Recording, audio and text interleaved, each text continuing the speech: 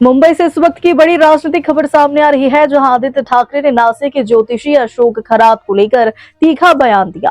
उन्होंने एक मंत्री पर निशाना साधते हुए कहा कि चुनाव में इस्तेमाल हुए पैसों को लेकर पहले ही चर्चा हो चुकी है। ठाकरे ने तंज कसते हुए कहा कि शायद मंत्री पहले ही किसी भोंदू बाबा के पास जा चुके होंगे और इस बयान के बाद राज्य की राजनीति में नई बहस छिड़ गई है। महाराष्ट्र की राजनीति में एक बार फिर बयानबाजी तेज हो गई है। मुंबई में मीडिया से बातचीत के दौरान आदित्य ठाकरे ने नासिक के ज्योतिषी अशोक खरात को लेकर बड़ा बयान दिया। उन्होंने एक मंत्री पर निशाना साधते हुए कहा कि चुनाव के दौरान इस्तेमाल हुए पैसों को लेकर पहले ही काफी चर्चा हो चुकी है। ठाकरे ने व्यंग करते हुए कहा कि मंत्री शायद पहले ही किसी भोंडू बाबा के पास जा चुके होंगे। इस बयान के बाद सियासी गलियारों में हलचल तेज हो गई है। विपक्ष ने इसे मुद्दा बताते हुए सरकार पर सवाल उठाने शुरू कर दिए हैं।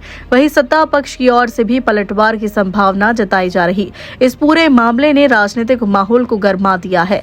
चुनावी फंडिंग और नेताओं के आचरण को लेकर फिर से बहस शुरू हो गई है। जनता के बीच भी इस बयान को लेकर चर्चा हो रही है। कई लोग इसे गंभीर मुद्दा मान रहे हैं तो कुछ लोग इसे राजनीतिक बयानबाजी बता रहे हैं। अब नजर इस बात पर टिकी है कि इस विवाद पर आगे क्या नया मोड़ आता है।